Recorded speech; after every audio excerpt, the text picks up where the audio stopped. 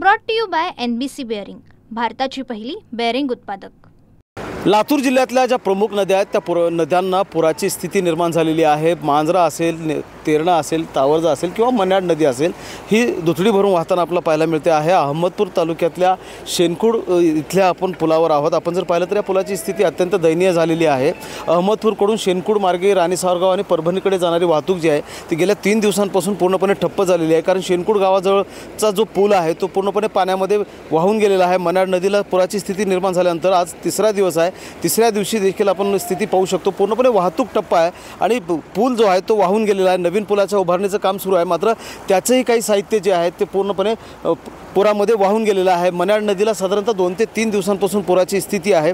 इथले गावकरी आपल्यासोबत आहेत, त्यांच्याकडनं जाणून घेणार आहोत। मला सांगा काय परिस्थिती झाली आहे? गेल्या 3 दिवसापासून इथल्या शेतीचं नुकसान असेल, या पुलाचं नुकसान असेल, अनेक गावचा संपर्क तुटला।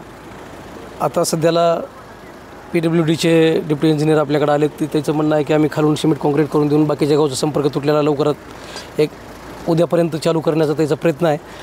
आणि कपाशीचं एवढ्या मोठ्या प्रमाणात नुकसान झाले, नदीकाठचे जे शेती आहेत उरलं ज्याच्या नदीकाठचे नसूनसुद्धा कपाशीने माना टाकून दिल्यात। त्याच्यानंतर सोयाबीनचं नुकसान झाले, म्हणजे अतिवृष्टीचा जास्तीत जास्त फटका आमच्या गावाला भोगायची वेळ आली। म्हणजे मन्याड नदीला जो पुराची स्थिती आहे, गेल्या वर्षी पण हीच स्थिती होती, हाच पूल वाहून गेलेला होता, वाहतूक ठप्प होती, संत गतीनं काम होतं असं वाटतं?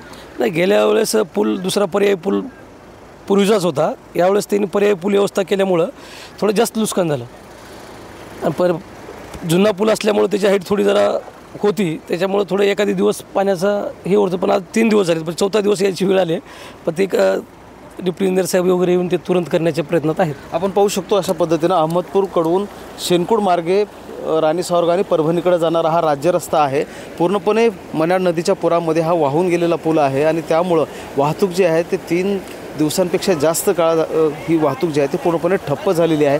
लोक जे आजूबाजूच्या गावातले लोक जे आहेत ते या पाण्यामधूनच जीवघेणा प्रवास करत किंवा ही नदी ओलांडून आपल्या गावाकडे जात आहेत, मात्र वाहनं कोणत्याही स्थितीमध्ये या पुलावर शक्य होत नाही आणि त्यामुळं वाहतूक पूर्णपणे ठप्प झालेली आपल्याला पाहायला मिळते आहे। सार्वजनिक बांधकाम विभागाचे काही अधिकारी आपल्यासोबत आहेत। मला सांगा सर, आता ह्या पुलाला आपण म्हणजे कसं दुरुस्त करतोय, वाहतूक किती दिवसामध्ये सुरळीत होईल? नाही, नवीन पूल करत असल्यामुळं हा तात्पुरत्या स्वरूपाचा पूल करण्यात आला होता आणि पाऊस अतिवृष्टी जास्त झाल्यामुळं पुलाच्या वरचा भाग मुरमाने आणि डांबराने केलेला खराब झाला आहे।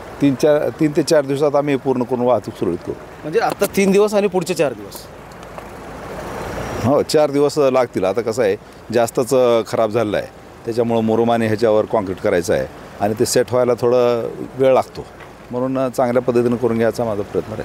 म्हणजे 3 दिवसांपासून वाहतूक बंद आहे आणि आणखीन किमान 4 दिवस या पुलाच्या दुरुस्तीला लागतील असं अधिकारी सांगत आहेत। त्यामुळं हा आठवडा जो आहे तो पूर्णपणे हा पूल वाहतुकीसाठी बंद असणार आहे आणि शेनकुड मार्गे परभणी आणि राणी सावरगावकडे जाणारी किंवा अहमदपूरकडे येणारी जी वाहतूक आहे पूर्णपणे ठप्प असल्याचे चित्र आपल्याला पाहायला मिळत आहे। Mahendra Jondhale, TV9 Marathi, Latur. Brought to you by NBC bearing, भारताची पहिली बेअरिंग उत्पादक।